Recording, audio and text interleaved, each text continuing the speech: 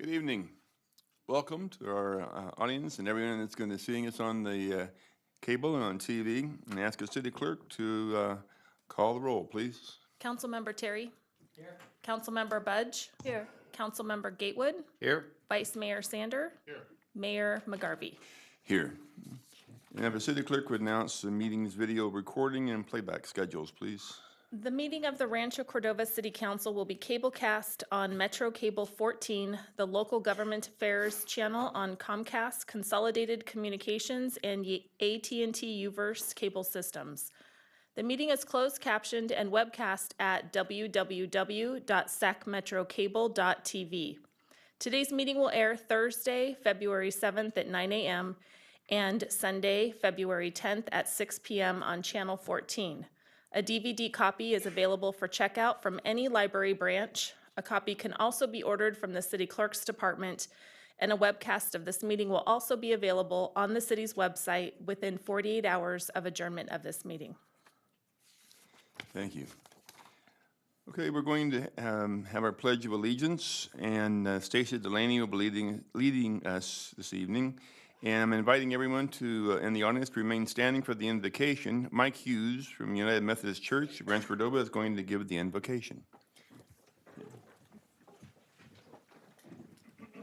Please join me in the pledge. I pledge allegiance to the flag of the United States of America and to the republic for which it stands, one nation, under God, indivisible, with liberty and justice for all.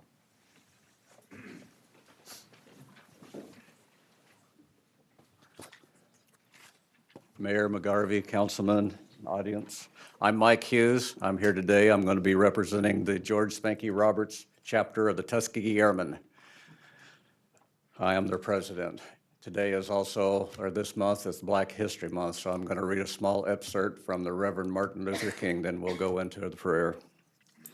I say to you today, my friends, even though we face difficulties of today and tomorrow, I still have a dream. It is a dream deeply rooted in the American dream.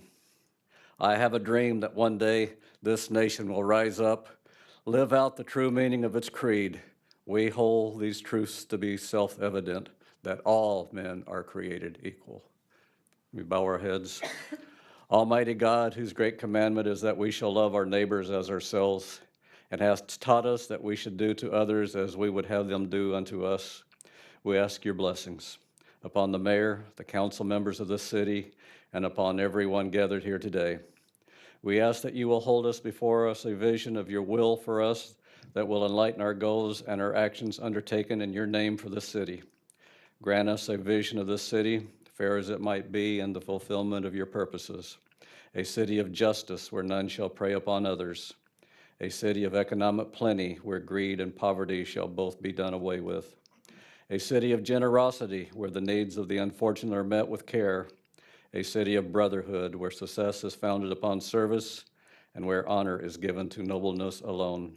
And a city of peace where order shall not rest on force, but on love of all, of each other and everyone. Bless this occasion as you have promised to be always with your people when they turn to you, our God and our Creator. Amen. Thank you very much.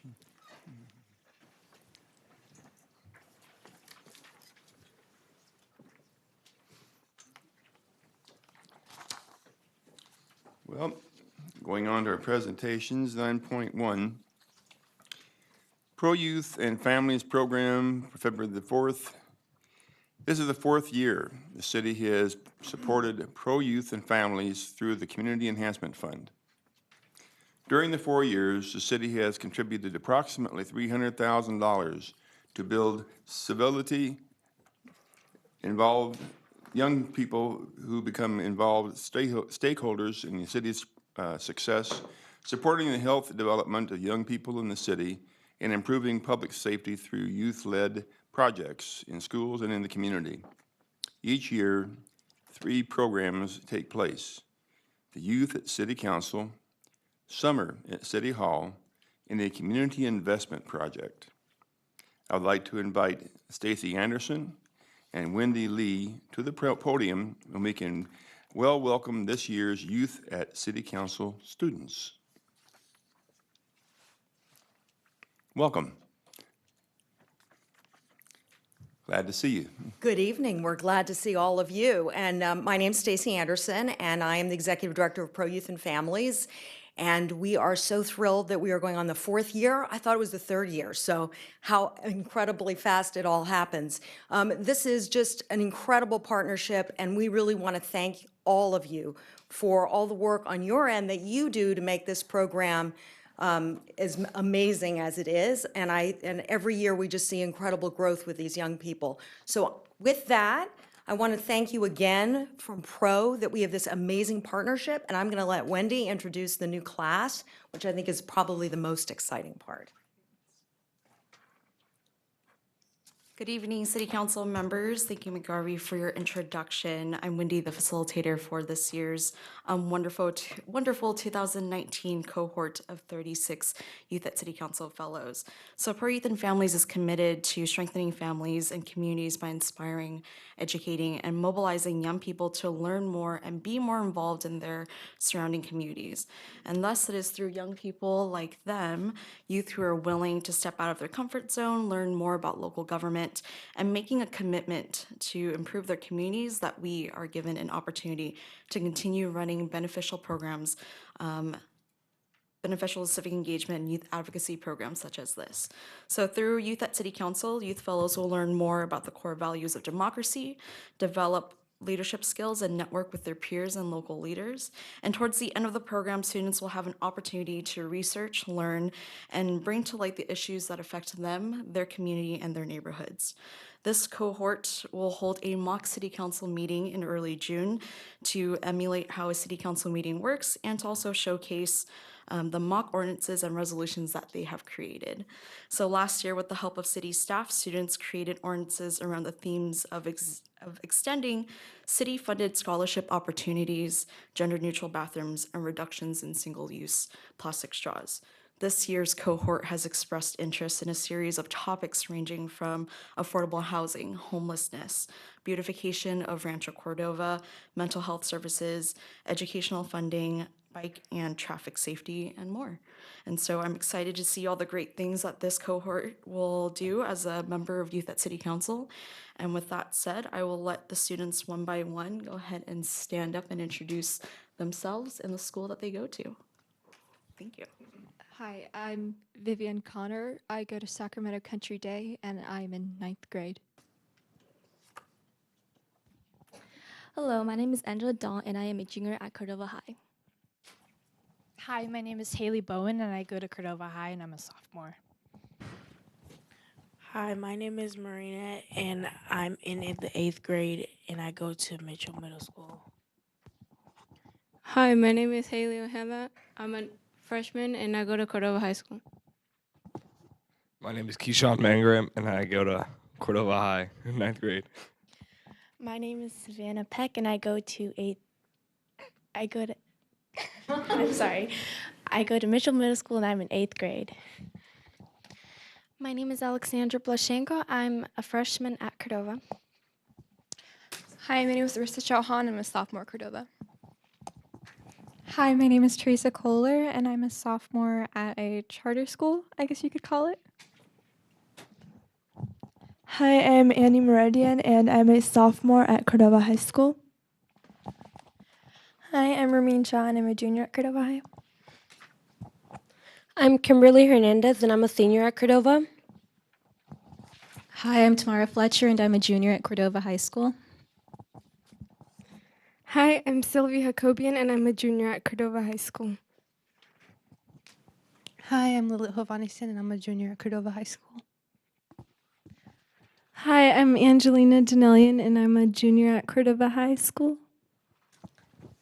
Hi, my name is Taylor Holloway. I'm an 8th grader at Mitchell Middle School. Hi, my name is Cassandra Lane, and I'm an 8th grader at Mitchell Middle School.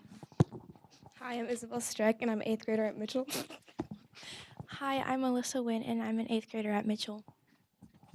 Hi, I'm Christian Young, and I'm a junior at Cordova High School. My name is Sierra Miller, and I'm also junior at Cordova High School. Hi, I'm Geraldine Hinahan, and I'm a junior at Cordova High School. Hi, my name is Kanye Benson. I'm a freshman at Cordova High School. Hi, my name is Jack Sloan. I'm a junior at Cordova High School.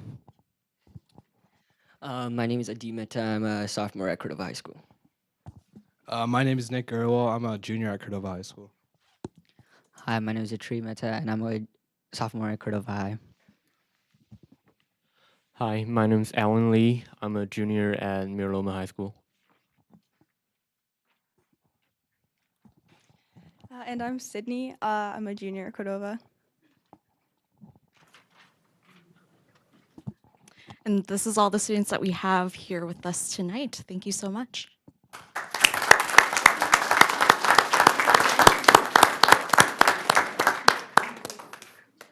We're going to take a group photo.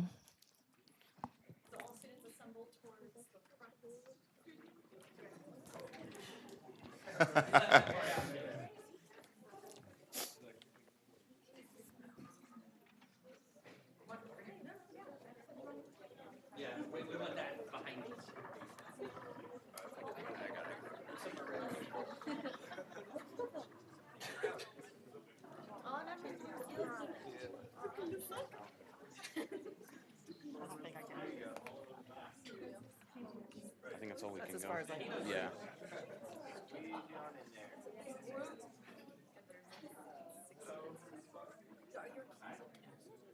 If some of the students can take it in the front. Can some of the students kind of like kneel down a little bit? But don't do that for a second.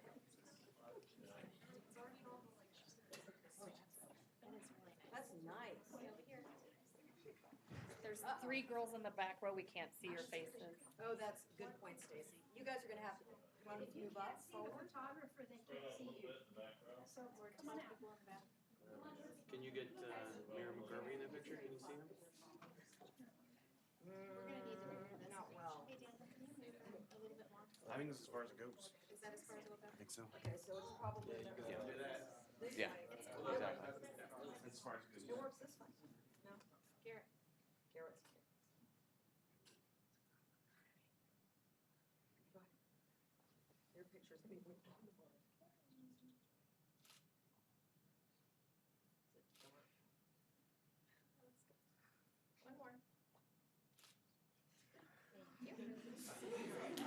All right.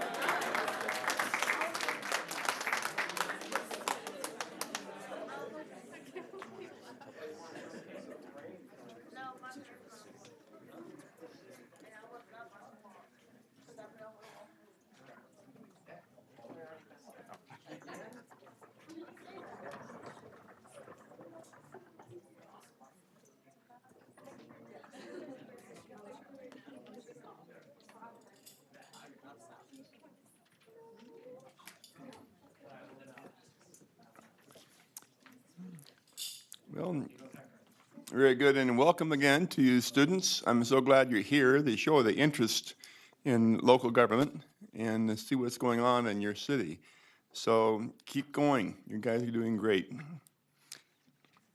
On to Stacey Delaney for the presentation of the Community Enhancement Funds. I wasn't quick enough to have you guys just stay down here. But good evening. I am Stacey Delaney, the Community Enhancement Analyst for the city, and this evening we are presenting ceremonial checks to 4 of the organizations that were approved for funding in fiscal year 18-19 in the city's Community Enhancement Fund. So the first check we're going to be presenting this evening is in support of 2 different programs taking place at Rancho Cordova Elementary Schools in Folsom Cordova Unified School District. This includes the Meet the Masters, which is an arts education program, as well as a Touch of Understanding, which is a disability awareness program to improve understanding and attitudes and to reduce bullying.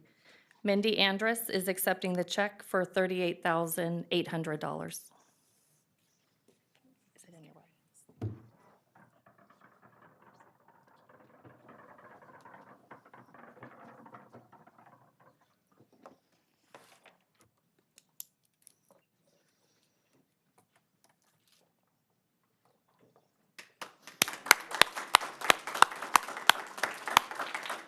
Thank you.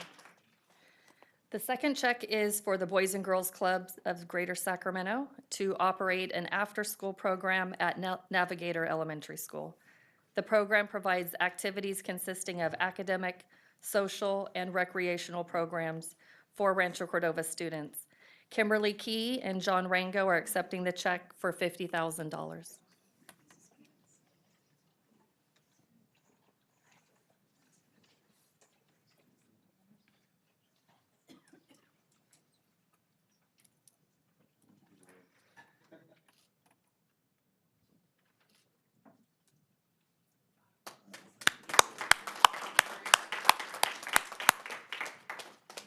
The third check this evening is for the Cordova Community Council Foundation in support of a variety of programs and community events. This includes the 2019 4th of July Parade, enhancements to the Rancho Cordova River City Concert Band, the rehearsal space for the band and orchestra, as well as the movable electronic message board to advertise community events. Amy Hiramoto is accepting the check for $99,375.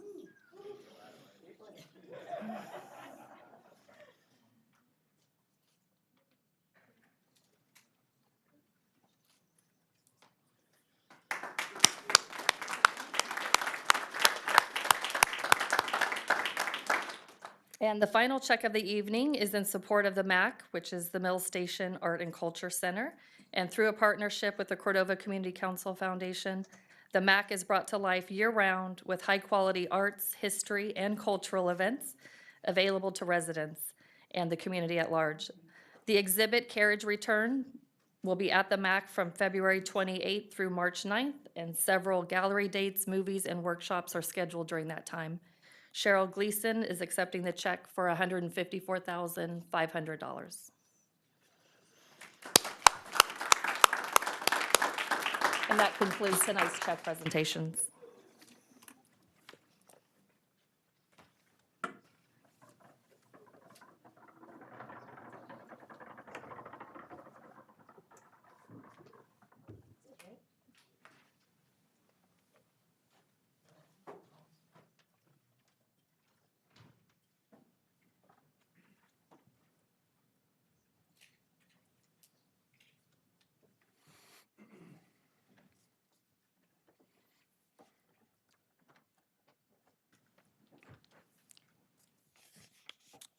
All right, congratulations to all of them. Before we go on to the next item 10, we have one item that's not in here right now, and that's that Donald Terry's birthday is this coming Friday. So I think we're going to sing happy birthday to Donald Terry. 1, 2, 3. Happy birthday to you. Happy birthday to you. Happy birthday, dear Donald. Happy birthday to you. Hey. Somebody over here is calling me old, and I will just remind everybody, I am still the youngest member on this council. No comment. That's just, All right, public comment. Citizens wishing to address the council for any matter not on the agenda may do so at this time by completing and submitting a speaker card to the city clerk. Just like that. For items on the agenda, speakers will be called to the podium by the mayor at the point on the agenda when the item will be heard. Speakers are encouraged to keep comments to 3 minutes or less and to state name and community of residence. Under the provisions of the California Government Code, the City Council is prohibited from discussing or taking immediate action on any item not on the agenda unless it can be demonstrated to be an emergency nature or the need to take immediate action arose after the posting of the agenda. And I ask our city clerk, do we have any cards? As of right now, I have one. Pamela Bradley, could you come forward?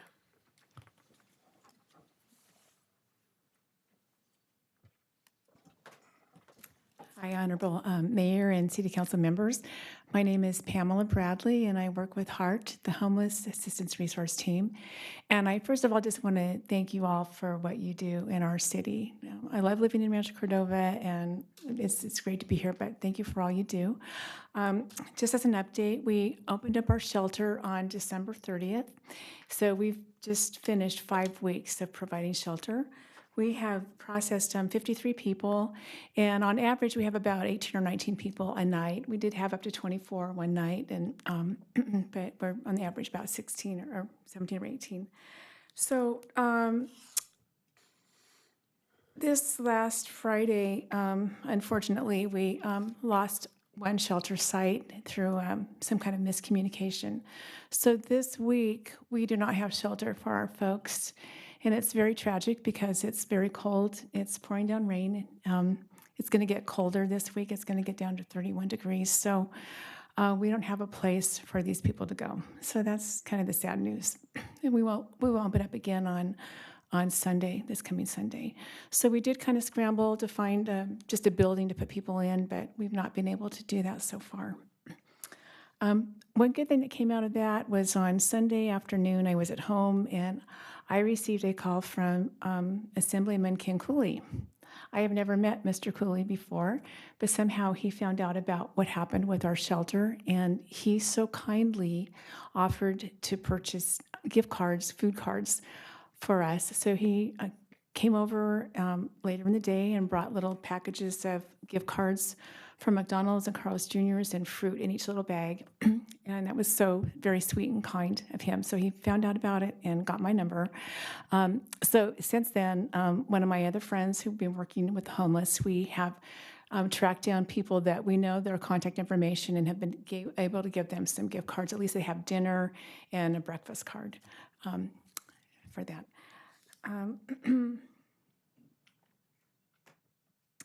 I just wanted to reference Pastor Mike's prayer when he gave his invocation. And from Dr. King's prayer, he said that we would be a city of generosity where the needs of the unfortunate are met with care.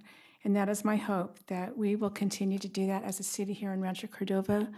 Our friends are people with names and faces and stories, and we care about them and we love them. And it's just sad that we don't have a place for them to be right now. In the process of just sheltering them, we also have working with the navigator and helping them get to housing and get the resources they need to get into transitional housing. That does take some time, and they have to get their documents in order, and sometimes it can be a challenge because they lose their ID or get it stolen. And so anyway, we work with that to help them help themselves. Please wrap up your comments. Okay, and I think that's all I have to share for now. And I just would, if you have any thoughts that can help us with our plight, I would certainly appreciate it. So thank you very much. Yeah, Mr. Mayor, I would just suggest, and I know we talked a little bit outside, but Stefan's in the back there, and then our city manager, to see, you know, in this temporary kind of crisis that you have, if there's not something that the city can do within the powers of the city manager to help address the issue that you're running into. Okay, Okay, great. thank you. But thank you for bringing it to our attention. Of course, thank you so much. I have a second public speaker card for Jorge.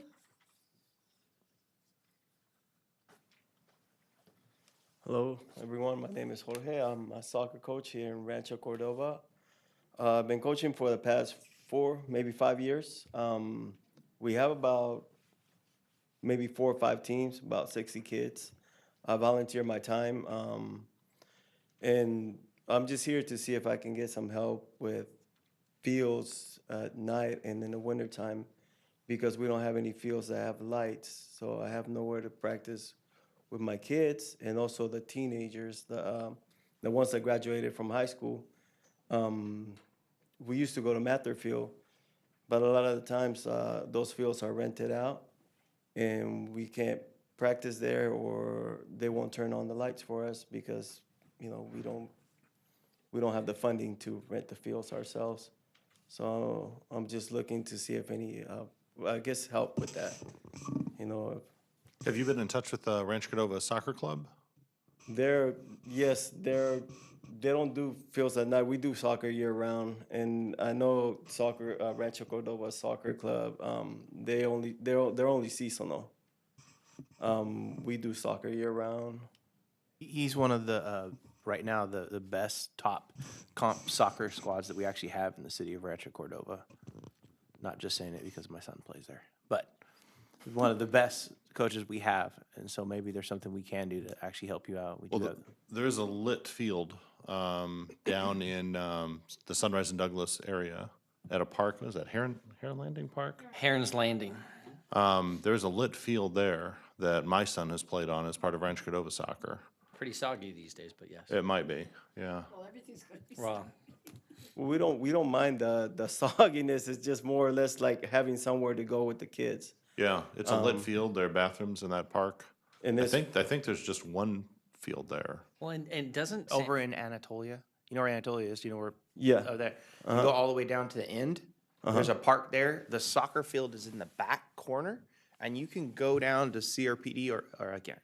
Can I talk about that? Can I go up to PD's CRPD offices and they'll are let you have the field? If you drive down Sunrise, just look to your left, look for lights. You'll find the field. CRPD. That's The what we park got district something. Yeah, that so- operates that facility. So I think the important context of this conversation is the Parks District has existed longer than the city. The city does not run the parks within the city. The Park District upstairs runs parks within the city and in Gold River and Rosemont, which aren't even in the city. So it's not that we are not in control of the parks in this city. Okay, so I guess I gotta Yeah, write that down. What's the name of that field again? It's Her- on the Heron's Landing, Heron's Landing. I'm gonna write that down. GRON. Justinian or Bosphorus? Just off, I'm not sure. Phosphorus, Just off Sunrise. right? It's the last intersection. Okay, okay. Council, my thought is that if Jorge could leave his phone number, and I think it's on the business card, on the speaker card, we can have one of our staff members to contact you and give you some guidance about the options and what you can do. Yeah, that sounds So- great because, like I said, it's not just my team, but it's other kids from the surrounding area that used to go to Matherfield, and like there's no more basketball courts there. The soccer fields are usually rented out by the club teams. Please be sure to leave your phone number and we'll I will. contact you. Thank you. Thank you. Thank you. Thank you. Any more cards? I do not have any more cards. All right, thank you.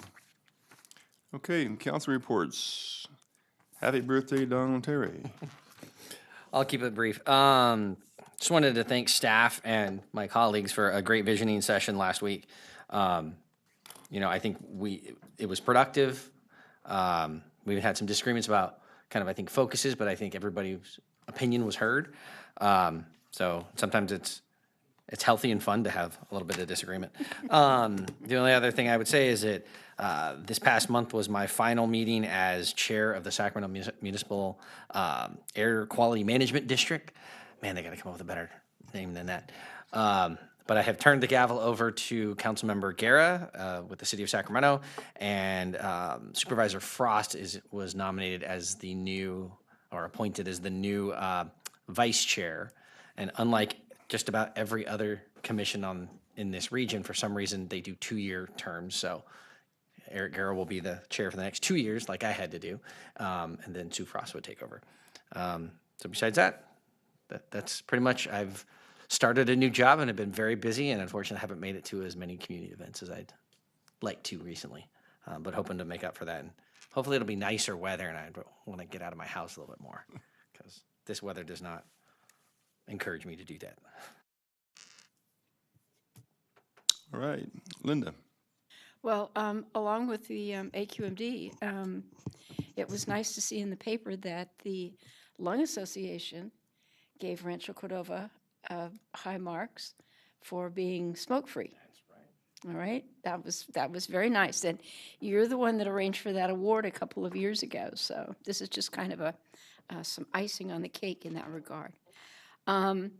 Having moved, I'm now on the other side of moving and in the unpacking phase. And so I have not been to very many things either. So in addition to the workshop last week, on Saturday morning, the Rancho Cordova Library celebrated the grand opening of their remodel, and it's sort of a subtle remodel, but they have made some very nice improvements. And then participated in a really creative meeting about a new art project that is potentially coming to town. And the city manager is very much on top of that. And so if everything works out the way we want it to, there'll be more information about that in the future. Thank you. All right, you're it. Glad to report that Sunrise Elementary grade school has chalked up 2 more victories against Elk Grove schools. Not that we're going to be petty about it, but they did beat us by 56 points each last year, and so it's good to actually win a couple. 916 Inc. had their authors, so that's an amazing program. I know Donald was one of the ones that spearheaded that.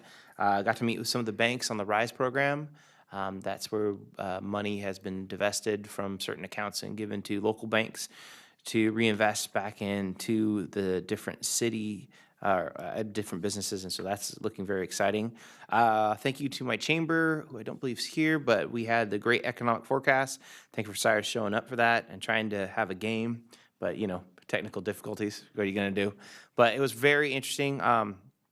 What's interesting most about that is our city's economics are all on the upswing. It looks like we're doing great things. I was able to have a meeting on the Ecumenical Council, the first one in probably 20 years. The Rancho Cordova Library I got to see that open up. My kids, of course, renewed their library books and then ran amok while we tried to have a meeting, but that's always good. And lastly, I finished off with Whisker Warriors, and they had lasagna this time, and I was hoping for fried chicken. I'm not gonna lie to you, but the lasagna was still good. And most interesting thing was talking to my county supervisor, who was at every one of the meetings, and I asked him, and he said he's having issues with balance in life issues, and I said, well, aren't we all? And he kind of cracked up. So it's been busy. He's always busy. All right. Thank you, David. Also, brief report. Attended a Knights of Columbus crab feed event at St. John Vianney. Saw Bob there. Bob was on the eating side. I was on the serving side. First time on the serving side. It's interesting. There were a whole bunch of kids who were working there, including a bunch of kids from Cordova High, FFA kids, who were working basically for tips for their organization. So it's nice to see that, you know, local crab feed industry that we have based in St. John Vianney actually benefit some youth organizations, which is why I was there. The Whisker Warriors had a great fundraiser. They had so much support from the community in that room. It was pretty amazing. I mean, just the number of prizes and awards and things they had to give out tells you how successful of a grassroots organization that is. It's sort of, you know, if Scotty Moore could see it now, she would, well, I'm sure she does. She must be extremely pleased with Halo is getting bigger. Yes, with where Whisker Warriors is. And Tara and the rest of the organizers there deserve all the credit for growing it to the proportions it's at. They are actually sort of up against a barrier of not being able to spay or neuter more animals because they can't find enough vets to do it. So in other words, they have the resources, they have the connections to it, but they cannot find vets that are willing to do more. You would not think that would be a problem, but that's their current challenge. The Churches Council that met here, Garrett, congratulations on getting that group together. They were sort of the small but mighty, you know, churches. Actually, some of the biggest churches in the region were there, but it was a smaller group. We can double or triple the size of that group over time. It'll be a while, perhaps, before that group really comes together. I've lived this with youth sports and with, from a distance, with the arts and the historical society. It takes a while for a group to sort of coalesce around ideas, to get to know each other, figure out what they can do. But like those other organizations in Rancho Cordova, I expect great things from that group. And finally, this has just sort of incidentally occurred to me, and I was looking through my calendar here. You know, people often say there's not enough to do in Rancho Cordova, not enough for kids to do in Rancho Cordova. And within the past week, I have either been at or sponsored these activities for kids. So there was a roller skating night. There were a bunch of kids who went to the go-kart racing. We have that new laser tag place in town. I helped some kids go there. Sky High Trampoline hosted my basketball team. I think they can repair the place by Monday. That was a few days ago. And the climbing walls. And you think about that nexus of stuff that we've got in Rancho Cordova for kids and young people to enjoy, I don't know if there are many other communities that could make a list sort of that broad. That's an asset we need to talk about more. And this is not a comprehensive list. There's more I could put on it. Those are just the ones I touched in a week or 10 days. So that's just something to think about on cold, rainy days. There's lots of stuff for kids to do in Rancho Cordova. All right, thank you, David. I was just thinking that PAL has things going on too. I had no idea all of the things that they do, but they do so many things also for kids. So yeah, we have to do more on that to be able to let everybody know what's going on, because most of us don't know everything that's happening in Rancho Cordova. I have meetings to go to, this mosquito vector control board and the sanitation district, but that's about a week or two down the road, so that's not much to report on that. As Garrett said, the business outlook and the economic forecast was great. And it was two people, Scott Kuby, he's the Chief Investment Officer from Carson Group, and then Andrew K. Roger, who is the Advisor Solution Manager from Carson Group. They both gave very good reports, and you learned a lot about the businesses in Rancho Cordova, how things are going. Some things have been gradually going up, but going up. And that's the way we want it to be. We don't want it to just take off like a rocket like it did in 2005, 2006. So many things happened so fast that it just kind of popped like a balloon. We don't want that to happen again. But it's going on really well. And I was glad to see the Chamber of Commerce offer that information to the people in the individuals, just residents and businesses, to let them know what's happening in Rancho Cordova. And actually, that's about pretty much what I have right now. So on to our city manager's report. Thank you, Mayor. Everything has already been mentioned. The only thing I would like to add is that I have been personally working with the town of Paradise on helping them in the aftermath of the terrible tragedy in last November. And the League of California Cities has appointed 5 city managers to work with Lauren Gill, the town manager in Paradise, and I'm one of those 5 members. And we are trying to find ways to assist with the recovery, assist with some studies and analysis and some planning for the year ahead and years ahead. And I'm pleased to say that as part of our discussions, Simon & Company has offered to provide pro bono services, federal lobbying services to town of Paradise. So I'm very grateful for the service, and it's badly needed. A delegation from town of Paradise will be traveling to Washington, D.C. in early April, and Simon & Company will be available, will be helping them with their work in trying to lobby for some emergency and funds to rebuild the city. So that's my report. All right, very good. The consent calendar items, it's number 13. Consent calendar items consist of matters deemed routine and non-controversial by staff. Unless a member of the council wishes to pull an item for individual consideration, all items will be approved by one motion. Are there any items council wishes to pull? Seeing none, I'll move the consent calendar. Second. Okay, I have a motion and a second. Linda by motion and Donald by the second. I have the city clerk to have a roll call, please. Councilmember Budge, Yes. Councilmember Gatewood, Aye. Councilmember Terry, Aye. Vice Mayor Sander, Aye. Mayor McGarvey. Aye. Thank you. All right, thank you. Okay, consent public hearing items, we have none. It's kind of good thing tonight to have it kind of shorter like that. Public hearing items, again, none on that. So go on to our regular calendar items and ask our city clerk to announce the subject, please. City of Rancho Cordova 2019 Communications Update. All right, I go on to our staff, to Maria.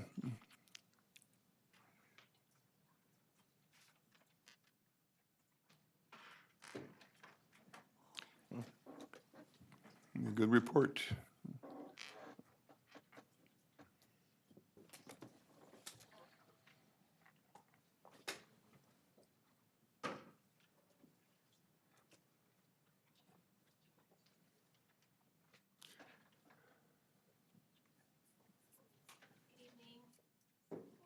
Good evening, Honorable Mayor and council members.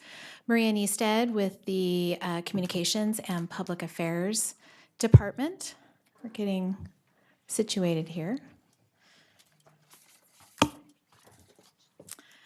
We're very happy to provide to you this evening our annual update on communications.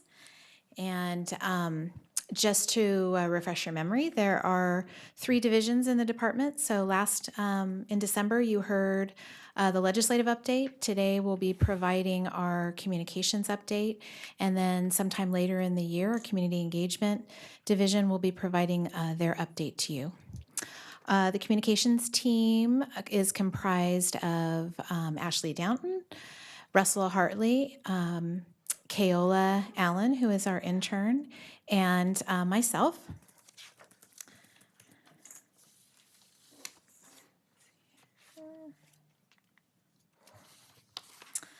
Wanted to provide you with an overview of this evening's presentation.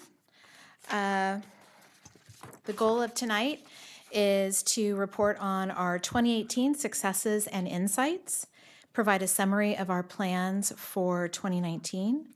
The presentation is designed to be high level and visual, and a more detailed communication strategic plan is provided to the council. It'll be in your inboxes as soon as we get feedback from you on our recommendations. So we had an exciting year in 2018, from the opening of the Mills Station Arts and Culture Center to our Holiday Star program. Our communications intern, Kaola Allen, created this fun video to remind us of the highlights for the year.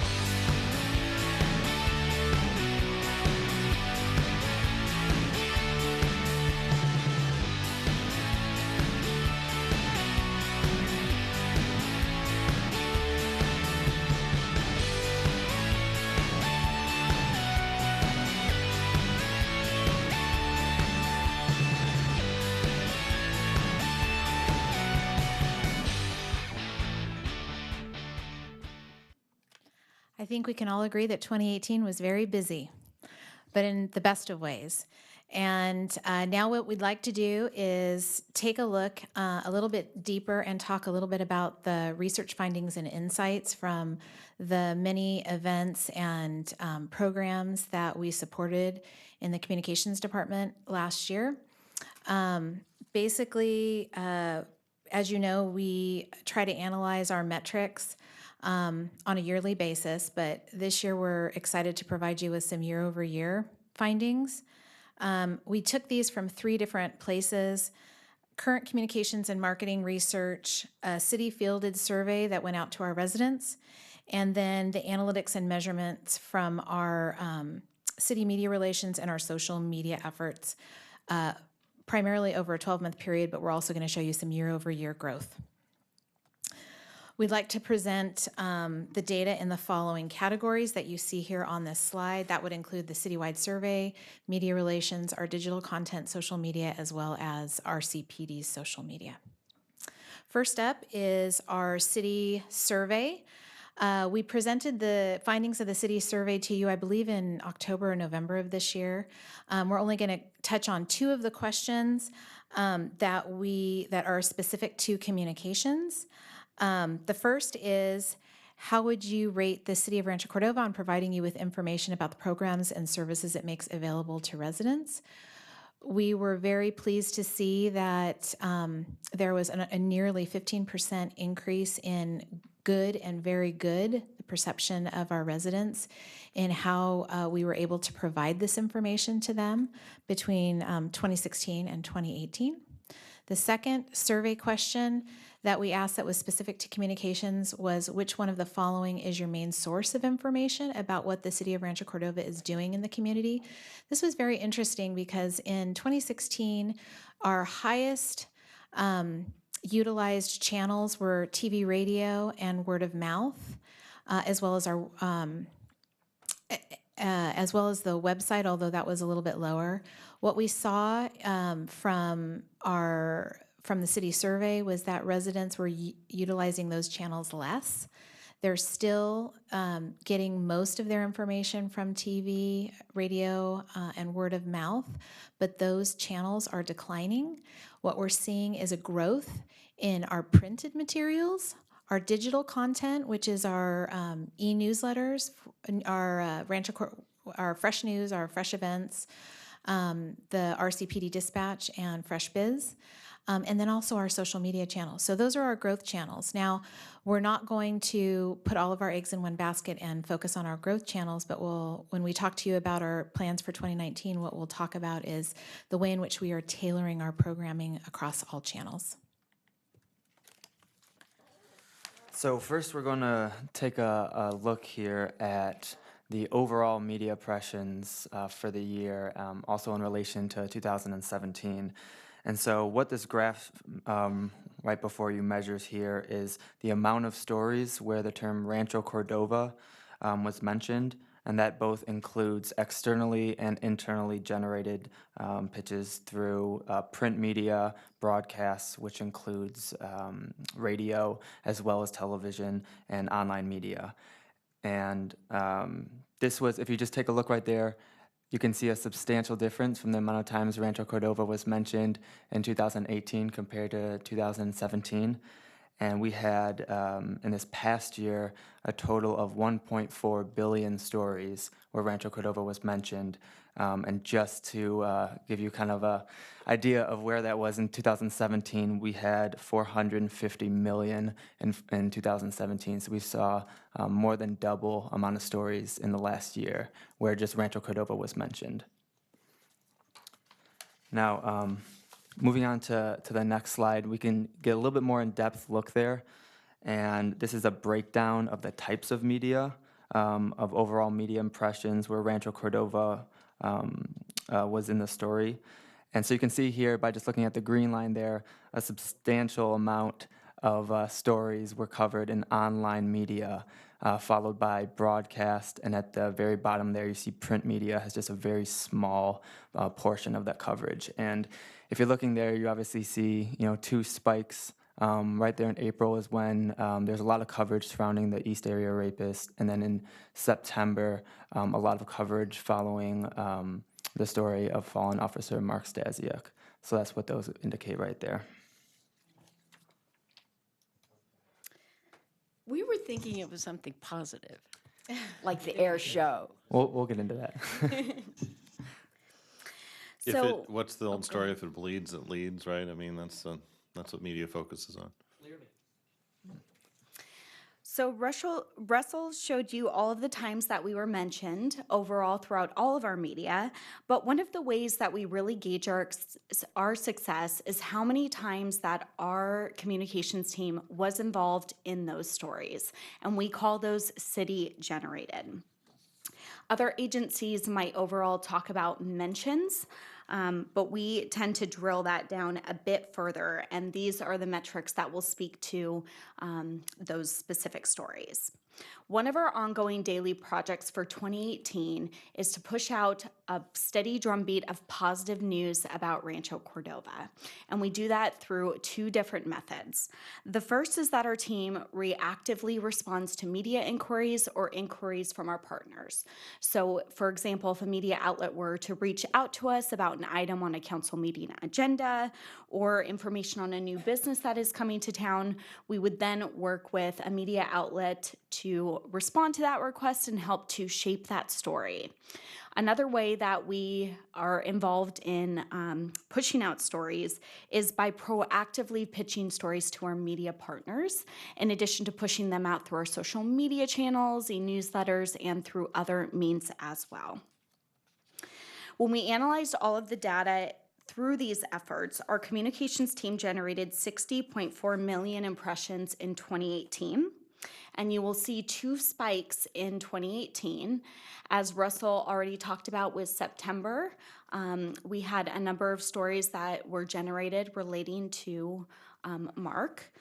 Many of these stories were related to the Blue Ribbon Campaign and the outpouring of support from our community.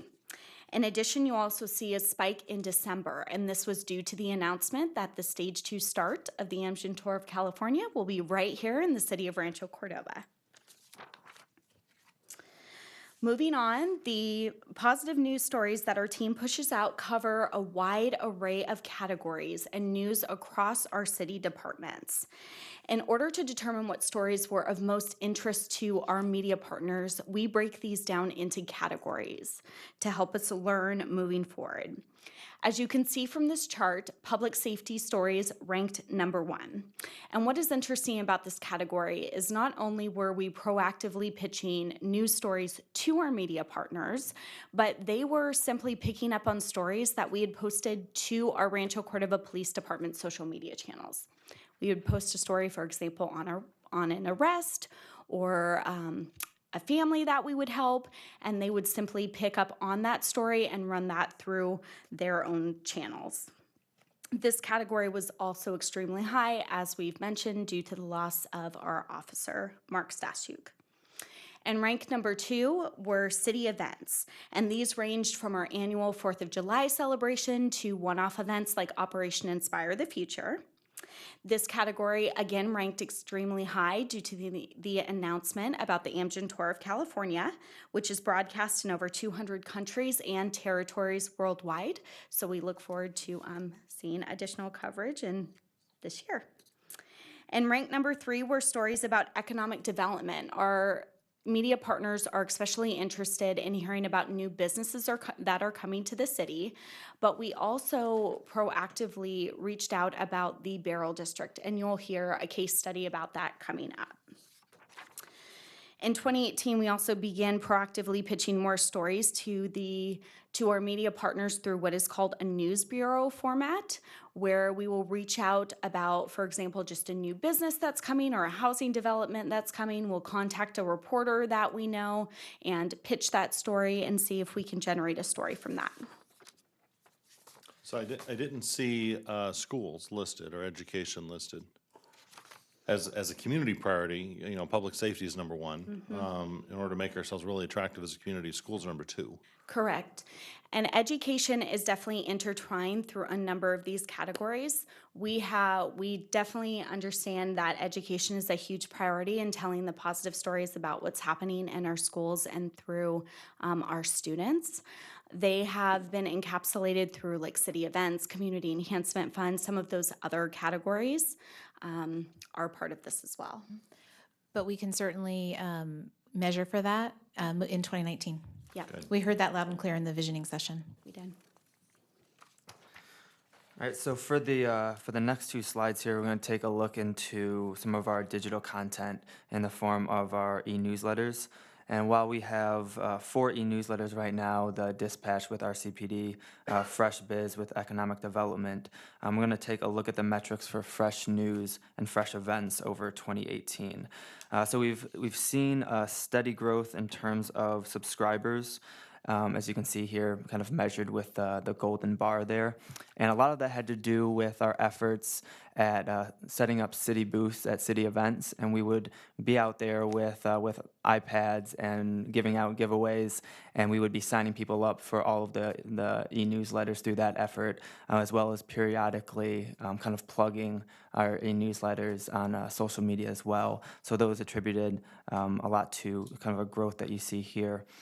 Also, what is shown here is the open rate and click rate. Open rate is right there in the purple, and click rate is there in the green. Open rate is just the amount of people who receive the email that actually open the email, and then the click rate is the amount of people who are actually clicking on links throughout the e-newsletter. And just for a little bit of context, the industry standard right now for open rates is about 16% for electronic newsletters, and right now our Fresh News has about an open rate of a little over 33%. So we've definitely had a lot of residents really engage with our e-newsletters, and for some of them, it's one of their main ways to receive information from the city. And the government open rate for e-newsletters is just 11%. So we're triple that. The cent, does that represent subscribers, like active subscribers? Yes, that's the percent of subscribers that open the email. So, but the cent bar here, the yellow. Oh yes, that's a total amount of We subscribers. have 2,500 up to 3,000 subscribers. Yeah, right. So yeah. the community council list, just for comparison, I don't know what it is, 12,000, I think. It's probably closer to 15, I think. Or 15. Have you considered using that list? We've asked. Oh, we should be able to make some sort of a partnership arrangement there, We can ask again. I would think. That list, of course, goes way beyond city boundaries in some cases. We have volunteers coming here to Rancho Cordova to volunteer who aren't residents, but I assume that is not a problem for this purpose. They, as I recall, when I spoke to them about that, they are not allowed to share their list. That's just the agreement that they have with their subscribers. Oh. And so we actually purchased a list because we had this conversation, I think, in Yeah, we 2017. And we purchased a list of, I don't even remember, maybe around 10 or 12,000. And unfortunately, Constant Contact, the e-newsletters platform that we use, doesn't allow us to add people without their knowledge. And so fortunately, the list wasn't very expensive after we figured this out, which is why, as Russell mentioned, we've been going out at our city events with the iPad and actually incentivizing people to sign up for these. You'll find later in our presentation, we also are going to be sending a mailer out to residents, asking them to connect with the city in a variety of ways, and this would be one of them. So I've had a client or two who have used a third-party email house, Garrett may know something about this, to take the list that you purchased, push it through to the residents, send an example, issue, and ask them to sign up for them. So it's not done through Constant Contact, it's done through an outside party, but it ends up giving you people signing up. Yeah, we could definitely. Through Constant Contact. We could definitely look into that. That's a great suggestion.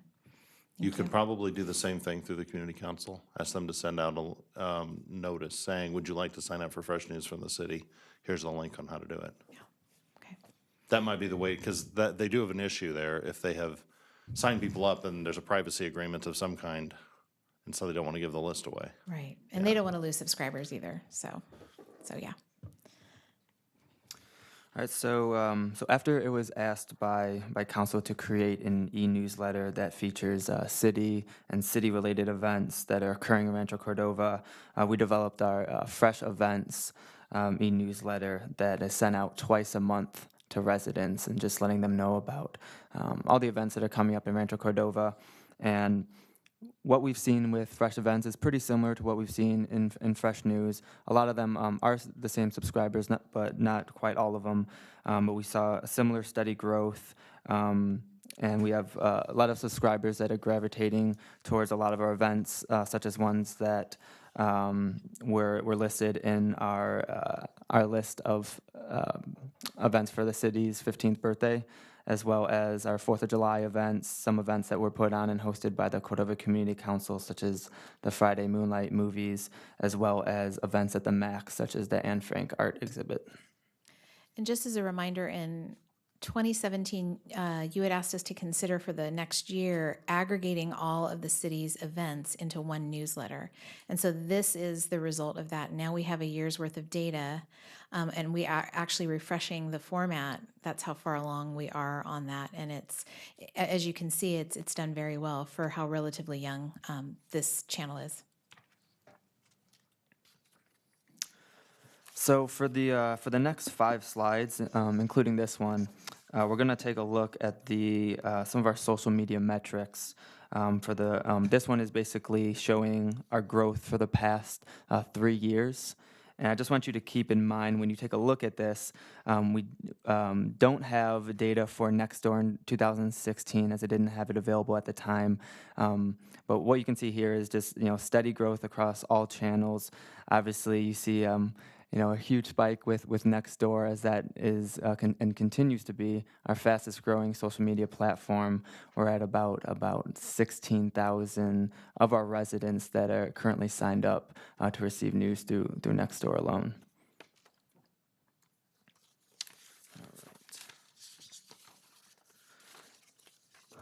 So starting with our Facebook page.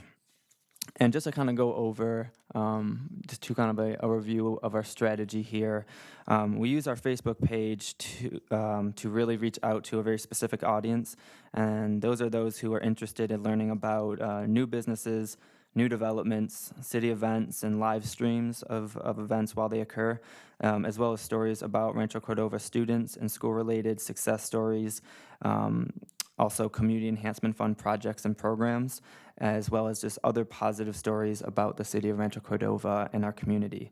And these posts here, they allow us to tell stories in a more expansive way. So we can use anything from photos, videos, links, and often we include quotes from anyone from our mayor, city staff members to our community partners, or when we're sharing news about new businesses that come to the community, we work with those owners and we reach out to them and conduct a short interview to include some quotes from them as well and residents alike.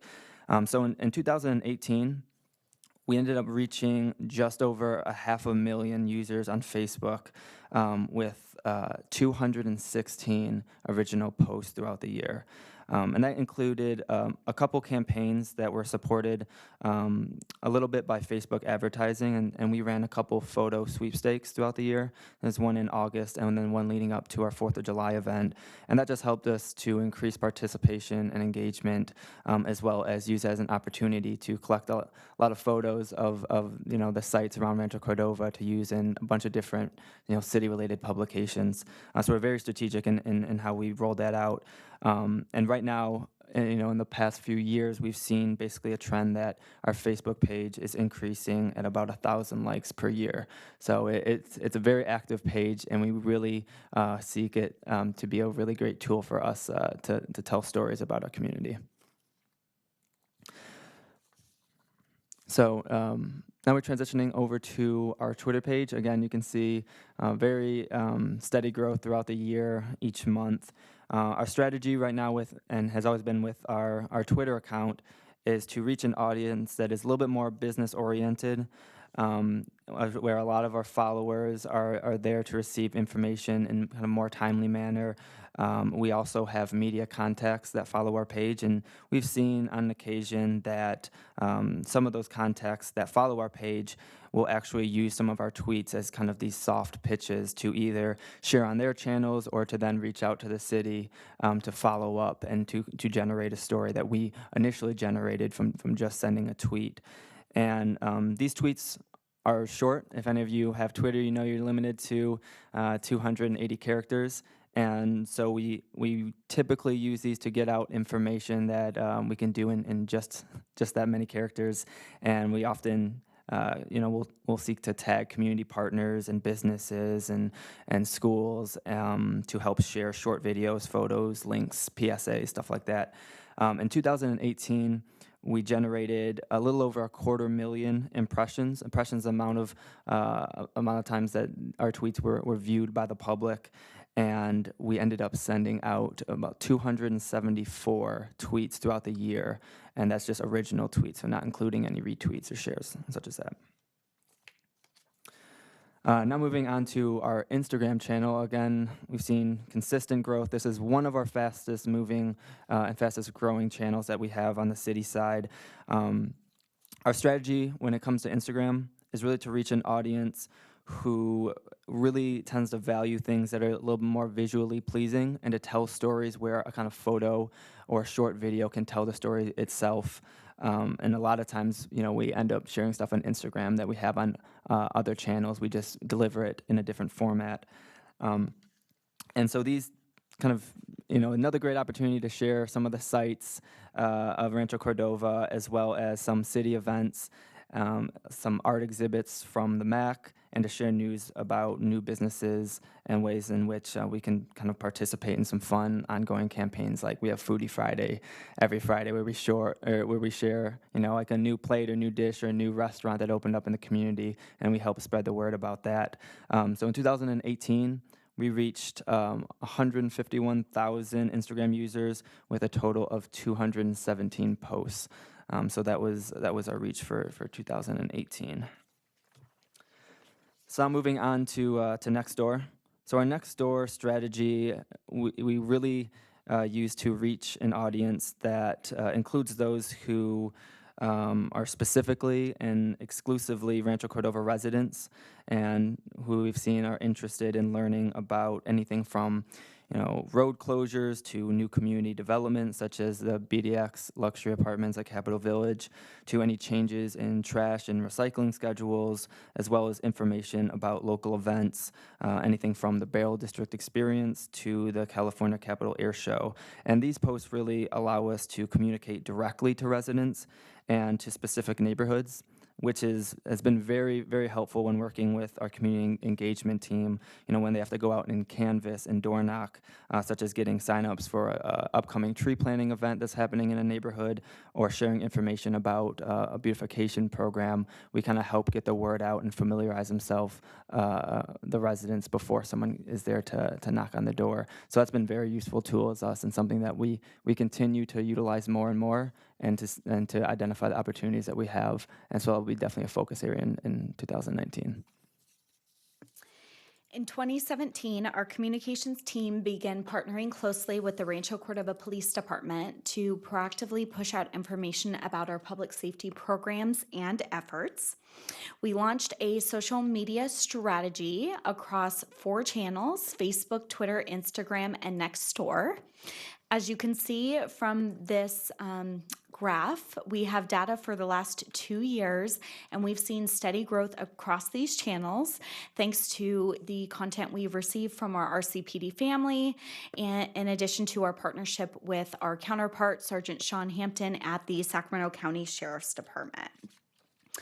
So just to delve in quickly to each of these different channels and kind of let you know a little bit about our strategy.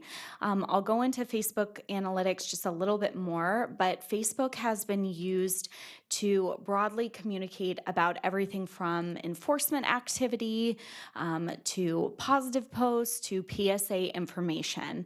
Our channel has grown, and I'll go into that in a second.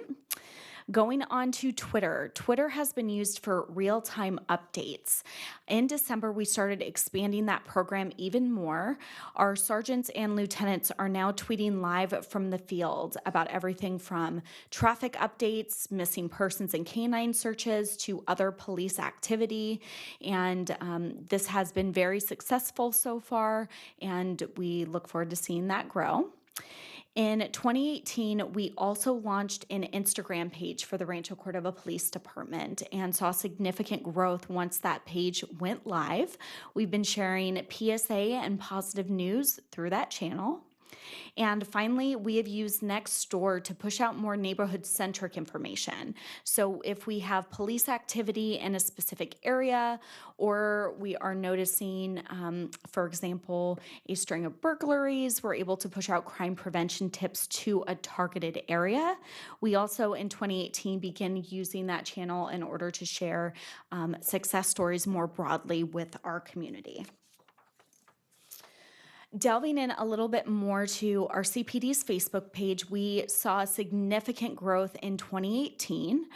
We experienced growth at a rate of 2,700 new likes over the year and reached about over 2 million people, which was very significant for our page, something that we did not experience in 2017.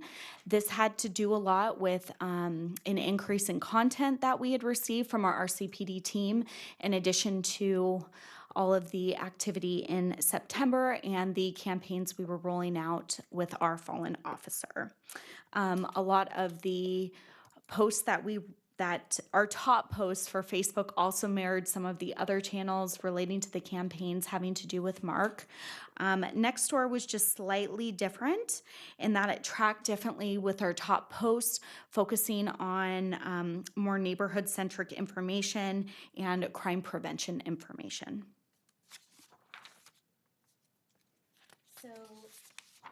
So the data itself are interesting, but without analyzing it and talking about what we've learned from it, really in and of itself, it's not that helpful. So I wanted to summarize our successes and insights that we came to as a result of taking a look at these 3 categories of data. First, Facebook and Nextdoor, as you can just saw, showed significant growth. Nextdoor is by far in terms of all the social media platforms, it's outpacing all of them. TV and radio and word of mouth continue to be the main ways that people are getting information from the city. However, these ways are declining and social media is on the rise. As you can see, social media is a highly tailored effort because of the different audiences for each of the channels. The audiences are growing, and our most successful efforts took into account each channel's audience and the tailored storytelling that appealed to each of these audience segments. Social media reaches not only our residents, but regional influencers and media. And as the team has mentioned a couple of times, it's our soft pitch to media regarding our good news stories. Our city digital newsletter, our events newsletter, and our RCPD newsletters have seen incremental but steady growth in the past year, significantly surpassing national and government open rates. As far as measurement, measuring impressions, reach, and engagement of our social media and digital content, it helps guide our development of content. The real-time availability of these metrics gives us the ability to amplify the message when it's doing well and to course correct quickly when something's not going that well. Measurement also allows us to gauge what's working and what isn't, so we can, when we go and plan our editorial calendars, we can do that not in a vacuum, but with a sense of purpose. The survey results showed significant increase in resident satisfaction with city information, nearly 15% satisfaction increase. And then finally, increased departmental campaign level support, such as the Barrel District and the efforts on behalf of telling the RCPD story have really paid dividends. Our most successful proactive communications efforts were based on well-planned campaigns that were rooted in highly visual content and solid news hooks. Even when the efforts weren't as sweeping as some of the campaigns, that sort of a strategy really also paid dividends when we looked at just very contained things such as traditional media and social media efforts. So we've given you a lot of information, a lot of data, and now what we want to do is sort of bring it down to the case study level and very, very briefly talk a little bit about the Barrel District. So last year, the case study that we brought before you was the efforts that we went to on behalf of the Rancho Cordova Police Department. So this year, we focused on economic development. We saw a need there, and the team came to us and said, we need some help. And in particular, they came to us with a very specific issue that they were grappling with. This is actually one of the things that we like to do best, and this is a classic example of how our team works cooperatively with other departments to problem solve their communications challenges. So last year, so this year we focused on telling the economic development story through a campaign of the Barrel District, and to create a destination right here in Rancho Cordova. And we want to tell you just a little bit about how we did that. So the underpinnings of this campaign really are, if you build it, they will come.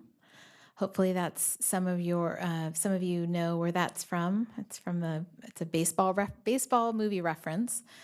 But the economic development team noticed a trend of businesses coming into Rancho Cordova, and these were, at the time, it was 4 craft breweries, 1 distillery, and an online meadery. And they sort of saw this trend, and they wanted to, and very rightly so, have it take hold. And so they came to us and they said, how best can we market it? And what we said, let's create a place. And so we got together and we brainstormed. And when we brainstormed, the common denominator here was all of these things: the craft beer, the craft, what's the word I'm looking for? The distilleries, all created, and also the meadery. All of these things were created in barrels. And so we came up with the idea of calling this the Barrel District. So that was just the first step. And then the strategy was to leverage these exciting new businesses, using some of the tools that are at our disposal. Of course, you never want to embark on a campaign without knowing what your goals are. And so we had 4 for this campaign. The first was to create a destination that would be recognizable to all people and to make them want to come. We wanted to increase the Rancho Cordova nightlife and entertainment, which we were getting a little bit dinged on. And then these had to ladder up to the council goals of improving the image of Rancho Cordova and also driving economic opportunities.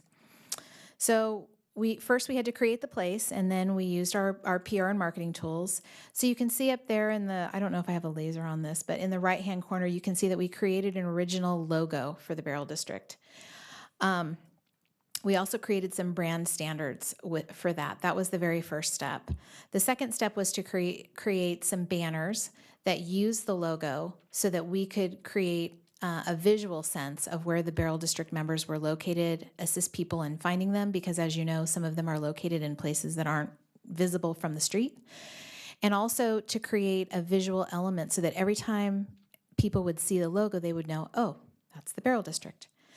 We supported this through a media relations campaign, which included a pitching about the Barrel District.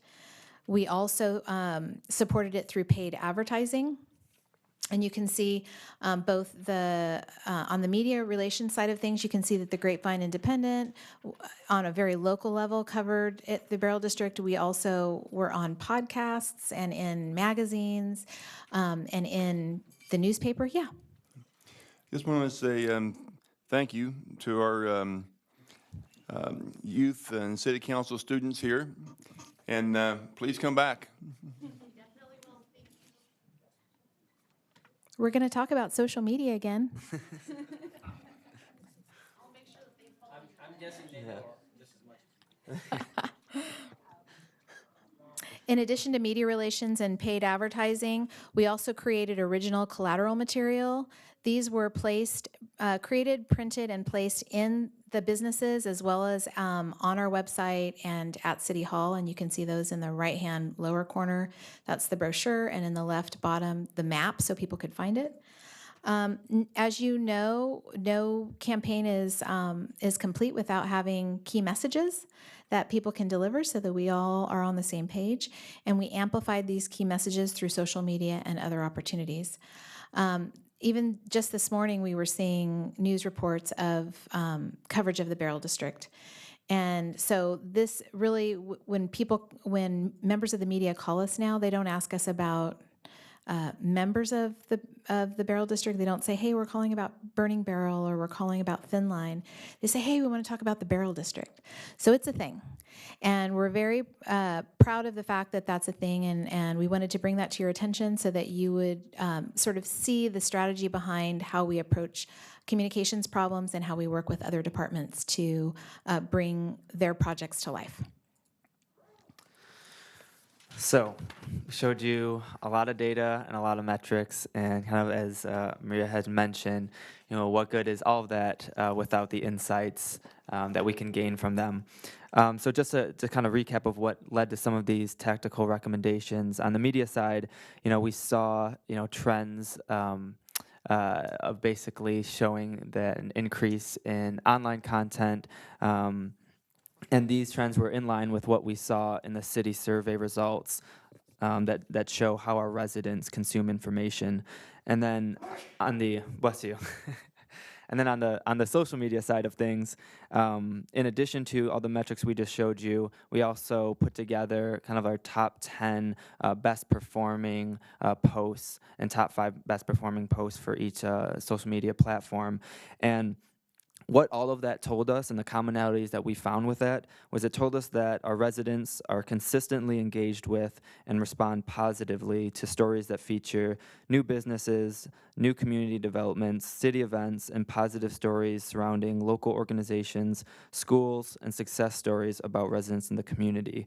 And we use each of those social media platforms to tailor content to reach a very specific audience in a strategic way that all ladders up to how we tell stories to support our strategic communications plan and our citywide goals. So our observations and our insights from 2018 has led us to determine a few key tactical recommendations to improve our communications efforts and to further meet our department objectives. So the first one is to focus on a campaign approach for high yield efforts. So that's our approach in addressing a communications need will be focused on a campaign style approach. So this will consist of developing a strategy that ladders up to our citywide goals, determining our best methods of outreach and communications with our audience, as also determining the ideal timeline of the campaign and when it's best to implement that said campaign, and also making sure that we're tracking metrics throughout the process so we can make necessary adjustments if we need to, as well as reviewing it after the fact to see what we can gain from that experiment. Our second one is to focus on community enhancement fund projects and fun. So community enhancement fund projects will become a larger focus of the department given the amount of city-generated stories that were publicized in 2018, along with the high engagement that we received on social media and the emergence of the MAC and other community enhancement fund projects and programs. A third tactical recommendation on our external communication side of things is to focus on departmental support. So we'll continue to focus on strategic ways in which we can assist other city departments to help them achieve their goals, while also focusing on how we can best share the success stories of each department. Our fourth tactical recommendation is to focus on maintaining regular and meaningful communication with our residents and key stakeholders. So we'll continue to keep our finger on the pulse of the city by fielding comments and questions, any concerns from residents and community stakeholders to either respond directly or to connect them with the appropriate staff member that can best speak to the topic at hand. As far as internal communications go, we'll continue to focus on city council and city manager support and helping get the word out and assisting them in their priorities as they arise throughout the year, and also focusing on city team communication. So now that Facebook Workplace has been introduced to city staff, the communications team will continue to utilize this tool and help connect city staff and inform staff members about events and happenings and things that are going on in the city, along with just other relevant information that is occurring at City Hall as well. With these tactical recommendations in mind, our communications team has developed a list of focus areas for 2019. The first is that our team will focus on 3 primary campaign efforts. The first is to generate excitement and engagement with the 2019 Amgen Tour of California that's going to kick off right here in front of our iconic City Hall. The second is increasing outreach and education to tell the story of our neighborhood services division, incorporating the feedback we received at the January work session.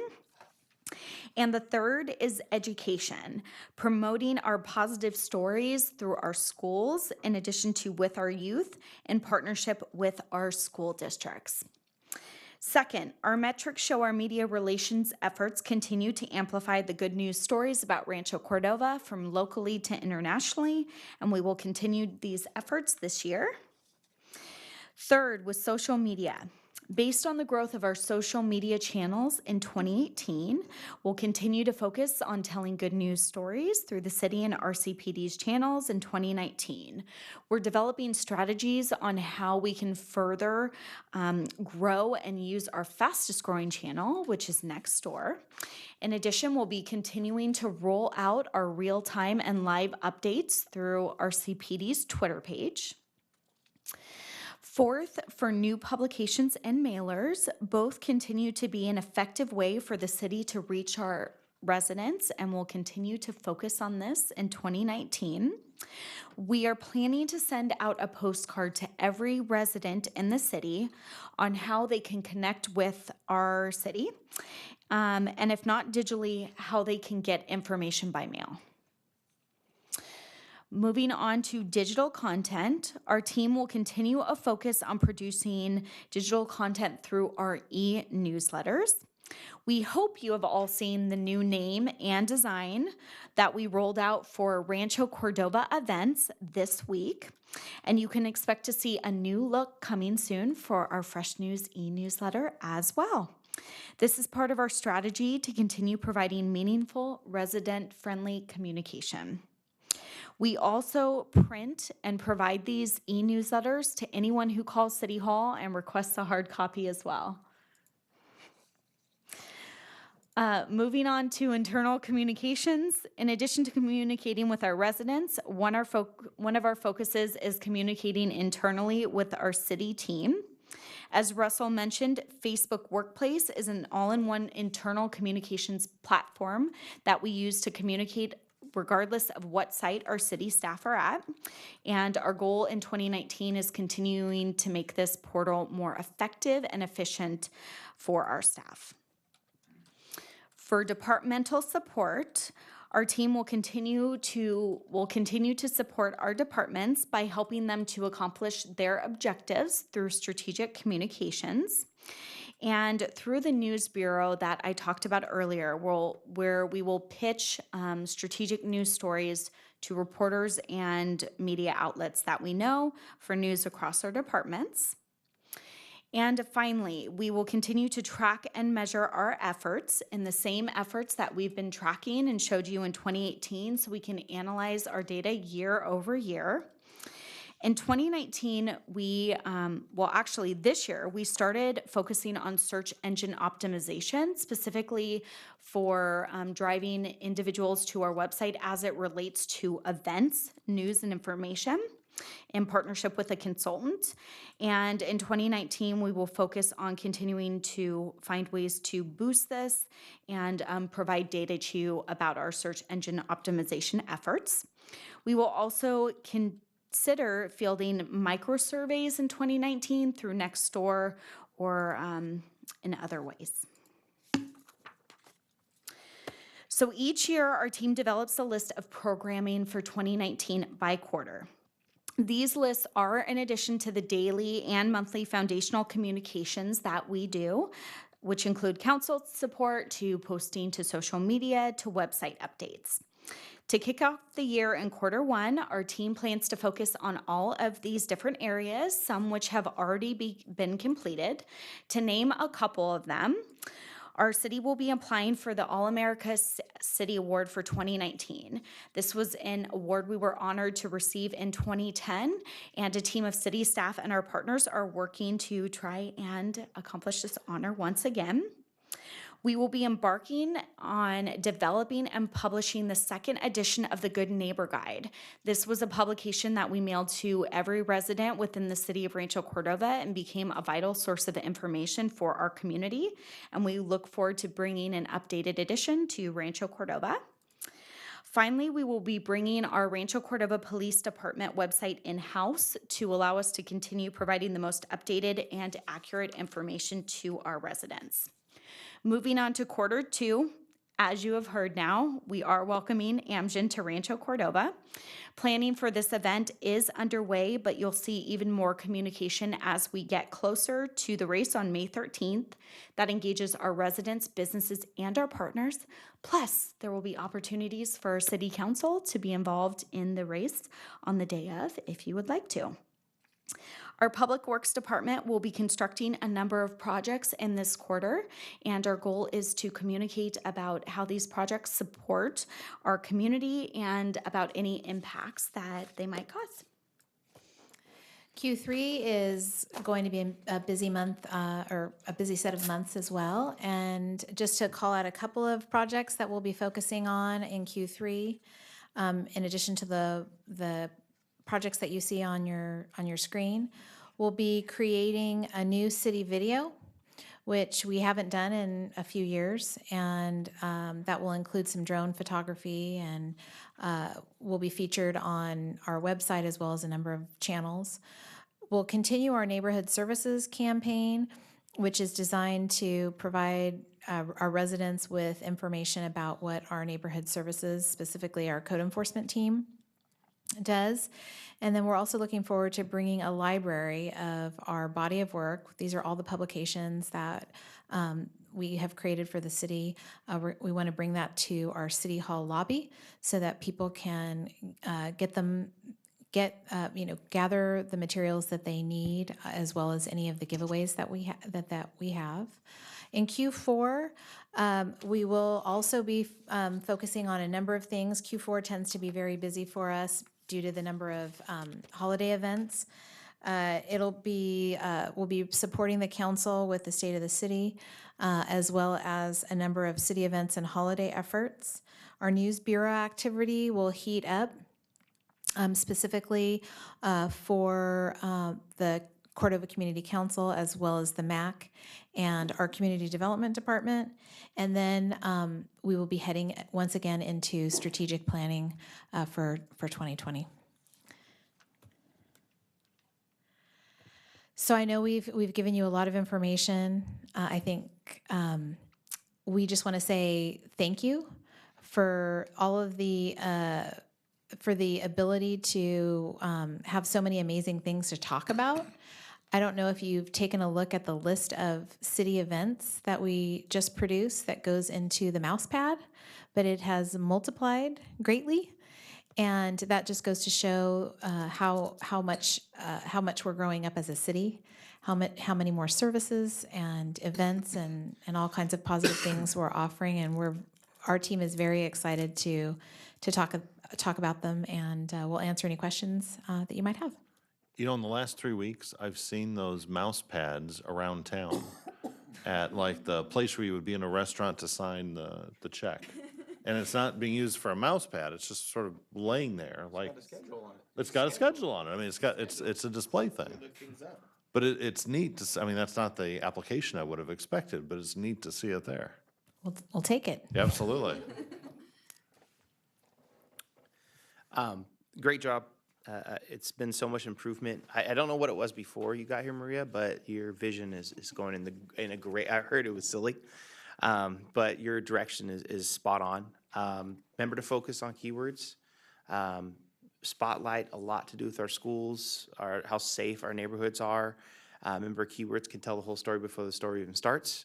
Having that flush through the internet, so if people are looking for safe neighborhoods, we can come up. If people are looking for what amazing things we're doing in our schools, you can take a whole article and you can just make that come up on things. And those are the kinds of things that David knows. If we want to grow the community, if you put that out there, if you say it, you get it halfway around the world before anything else happens. Now, I need you to go back 4 slides, and we're going to have a quick talk.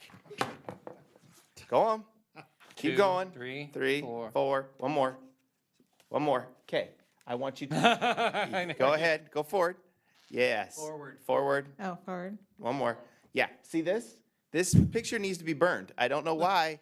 This orange man that sits right here, that somehow I told you not to bring this up again, but it showed up again next to my Oompa Loompa friend. And luckily, me and him will be making chocolate outside for everybody. And I will, every picture, luckily, We have Willy Wonka will be outside to pick us up in a minute to get us home. But it's good that this picture seems to keep surviving on and keeps living, because the text messages from all my friends that keep going and the Snickers are epic. Burn the picture or put my coloring back. I'm okay. It's okay. I'm beige. I'm not orange, brown. It's okay. I can take it. We'll work with our photographer on Please, that. for God's sakes. The other things, I once again, really impressed how much you guys are moving forward. I really like all the direction you're having. If there's any chance I could get you to do a little bit of spotlighting on the businesses that are coming into our city, and maybe even a couple small business, working with the chamber to do some type of small business, like these are a couple good small businesses that are going on, and boost in the city would be amazing, because we are hyper sensitive and aggressive when it comes to small, medium, large businesses here. And if we could do something along that with your social media posts, that would go a long way to help out any starting new business. I mean, we just had Code Ninjas open up. That's an amazing win for our city. I mean, we got it before Folsom, and Folsom wanted to take it. And so that's one of those things. Those kind of wins are big, and I'd like to see those. We've noticed the data tell us that businesses are one of our top performers. So we try to make sure that there's always business stories every single week. In fact, Russell has just started aggregating all of the business stories for the month. And so in addition to doing separate stories on each of the new businesses, he's doing a business roundup at the end of the month to kind of remind people like, hey, we already talked about these, but go visit them. So, those are great. Have them work with them to actually have them post our link and our article on their Facebook, because they'll be happy to do it. And then if you could grab the business they're in and get a keyword or two linked and pushed back to them. And the more keywords we can get that point to Rancho Cordova, because right now our PR needs to be higher. Because I want, if you give someone a link on the website, I want their website, I want their business's website to jump. And so that's the kind of thing we are looking to do. So if let's say you did a sandwich shop, right? Get a keyword that says best sandwich shop in the region, take a couple, right? Point it toward that environment, hand back to us, and let that come up. It's just strategies to make stuff pop. And I know the business owners and business community will hear about that and appreciate it. Plus, it's a great way to show us off. Like, we're doing a ton of stuff for small to medium, large businesses, and I love to show off how we're doing to help them. Thank you. great, thank you. Once again, burn that picture. So Garrett brings up a really good question, and maybe what he's talking about answers that question. But when we talk about something, is there a formal way that business knows that we've talked about them? Yes, typically our process is to reach out to the business prior to publishing something about them, to gather that information, and then, as Russell had mentioned, get a quote from them. Sometimes it's not possible to get a quote, but we go out and we get photos from them, or we pull photos from their website. We tag them in the posts. We try to, when we can, plan the posts not just to appear on social media, but across all of our channels. So for example, with Code Ninjas, not just talking about it on social media, but also doing it in a business roundup that would appear in the Grapevine, and also in our digital newsletters. So we try and run it across all channels. Okay, so obviously that's really important, because as he points out, when our business community knows that we support them in a variety of ways, that's a good thing.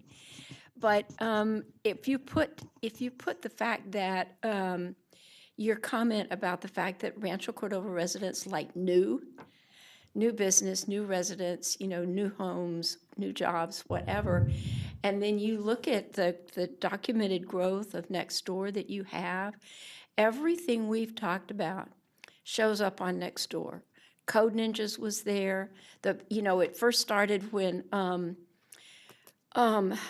everybody was more excited that Starbucks was opening than Rayleigh's, and then the next big thing that hit was the Bath and Body Works thing over there by Target.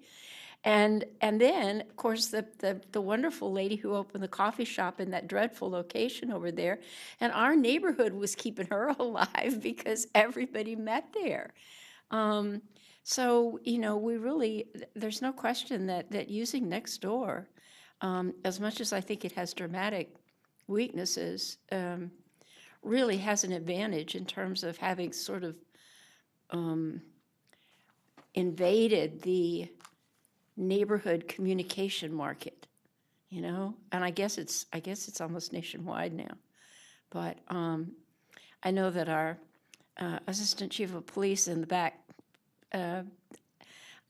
is very much versed on the weaknesses of Nextdoor.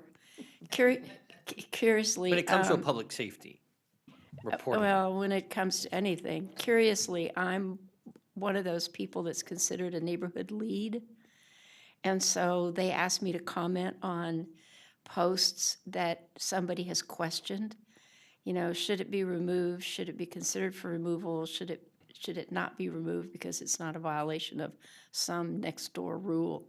Nextdoor has rule about a lot of things, but not anything that really matters, it seems. And I had a question, but Garrett got me off on another track, and I don't remember what that question was. But I appreciate your talking about education, and I'm glad David brought it up. Today,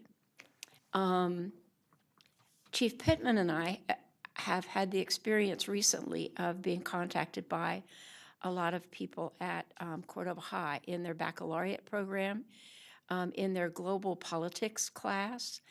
And it dawned on me because so many of those questions have dealt with law enforcement issues. And so I always copy the chief, and I think I copied you and Cyrus on, Amanda and Cyrus on the one today that I responded to. But it occurred to me that perhaps we should be trying to ensure that the government teachers at our high schools and anybody who's involved in having their students go out and do research on topics that might involve the city gets our agendas and our information. Because, for instance, today's young lady would really have benefited from hearing the chief's presentation about, his very comprehensive presentation about the police department, all of their special teams, the crime stats, you know, everything that he talked about in such a detailed manner last week. But of course, they didn't know it was happening, you know, so we just need to be sure that we can not just communicate with our kids at City Hall, but also communicate with other classes at the high schools or perhaps even the junior high that might benefit from knowing about things like that happening at the city. Great, thank you. First off, great presentation. I was here before you were here, and I can see how much more professionalized your work and all of your work has become since your arrival, Maria, and what you built it to. So kudos to the entire team. It's cool to think about that Barrel District. And David, we were just in the other room where you commented about a Visalia trip, where the topic came up among the two of us, and I think Kurt was the other one sitting there, where we were talking about, and the old sugar mill had been open for a very short amount of time, and we started talking about, wouldn't it be great to have a facility or an area where we had something like that? And we both kind of agreed that for our demographics, that we were more of a beer town than we were a wine town. And to look back, to look at that, well, I'm not saying that, hey, I like wine too.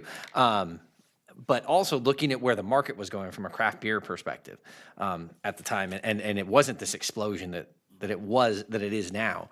And to look at, you know, two guys can sit there on the city council and say, hey, wouldn't it be great to do something like that? And then it takes staff and an economic development team and a focus and planning to get their brain wrapped around, you know, after we did the first one with American River and kind of figuring out what are the things we didn't even know, you know, getting the first distillery opened in 100 years, right, in Sacramento County, took a lot of our staff figuring out how do you know, from a building perspective, how do you know, things that are combustible next to other things that aren't combustible, and how do you zone for that, and how do you plan for that, and what does the building department need to learn from that? And then finally, once you got it all up and running, you had to give it a name, you had to give it a logo, and you had to figure out how to tell everybody about it. And to think that 6 years ago, sitting on a train coming back from Visalia, we talked about something, and then 6 years later, you can look at it and see that it took this long, and it took you people getting here and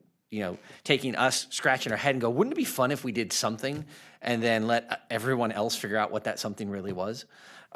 It's a great example of even the kinds of things that we talked about from the visioning standpoint, where it's setting goals and coming up with ideas and allowing you all to do your great job every day, 40 hours a week and more, to actually take these harebrained schemes and ideas that we come up with and actually make them something that's real. And so it's really exciting to see it, and thank you for everything that you've done to make that happen. And yeah, the only other thing that I wanted to kind of comment about Nextdoor, to me, I think the effectiveness of Nextdoor is it's what Facebook was supposed to be, right? Facebook is now a place of political banter and debate and Russian hacking or whatever else. And it's interesting to look at Nextdoor. And when I go onto Nextdoor, it's about understanding what's going on in my neighborhood and understand what's going on with my neighbors to a certain extent. And when Facebook or even MySpace first got started, that's kind of what it was. And then it's degraded into a lot of other, hey, I think I still have a MySpace, I don't know. But it is fascinating because when you look at the users that are using it and how engaged they are just in our neighborhood, it's fascinating because it doesn't have all of that extra filters and annoyance that you get with some of the other social media platforms. We sure did 2 years ago, but at least I guess it's kind of a self-policing thing because people have yelled at the people who've gone off on a political tirade, and this business of being able to report posts that go off on a political rant like that. Well, you can do that on Facebook. It just doesn't work. But and I'm not surprised that the massive growth that we've had is really in Instagram. That to me, again, that's another platform that just it gets away from all of the noise that is the rest of the social media platforms. But it's great that we're still using it. And yes, we always need to remind people when they go on there and they say my car got broken into, to remind them that they actually need to report that somewhere else. So we can't see. I know okay, you can't. But we can report I yell at out. people Yeah. all the time. So, yeah, no, it's fine. But no, unless we live in the our neighborhood. assistant chief back there, we want Yeah. to make sure we're all doing our part when we see the knuckleheads that let us know that somebody broke into their garage, and half the time you tell them to report it, and they go, "Oh yeah, I don't know how to do that." So it's great. You actually, I do a cut and paste with Nextdoor. I just tell them they gotta. Yeah, Yeah. no, They gotta go and typically here's the cut phone and number. Paste and send it to wherever it needs to go. Yeah. But thanks for all the great work. Thank you. Thank you. I would second everything my colleagues just said, with the exception of Garrett's comment about the orange face photo. Yeah, I love it. I want it framed. That's I kind of like that photo, but if you're gonna work on that issue, then a little less gray. Because I saw at Kurt's retirement thing, they had the photos up there, and it was all brown. Not that long ago. So it could be again, I guess. But anyway, I'll leave that to you guys. Obviously, or you could go orange. Anybody else need to touch up while we're working on that? Okay.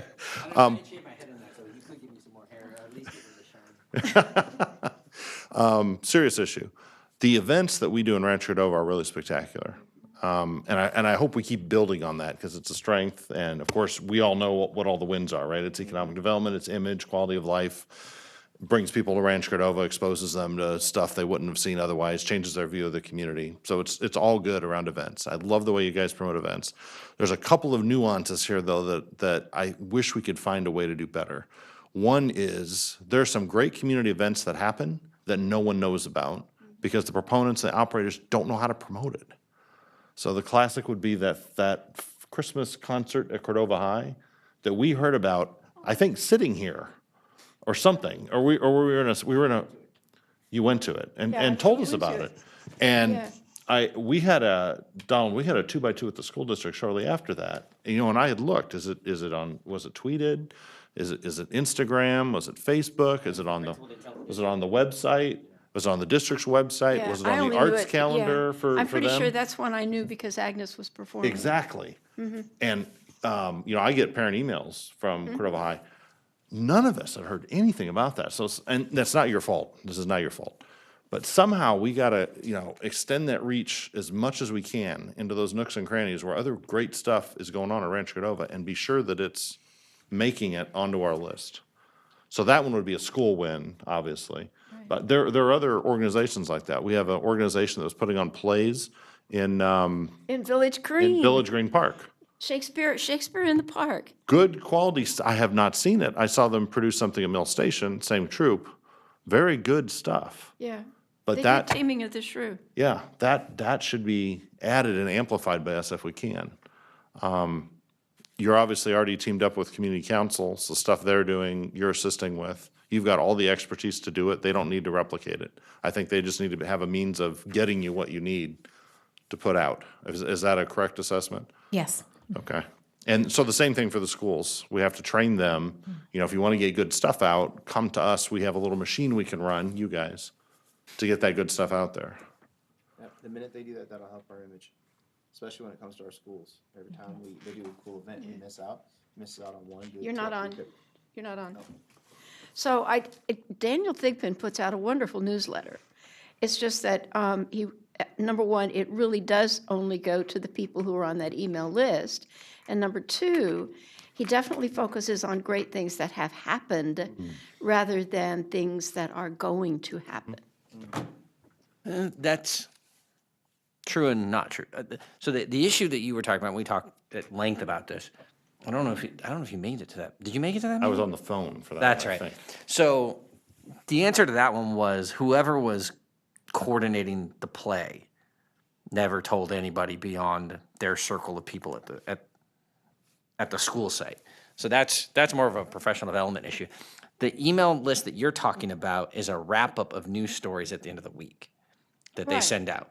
So what he reminded us in that meeting was that's kind of some of the highlights from the week, but that they do probably 5 to 10 times more stories during the week, either through social media, through earned media, and a bunch of other things. Again, I'm not trying to defend the school district in saying it, but his answer was a little bit more comprehensive than, because what we're all seeing is a it's highlights for stakeholders.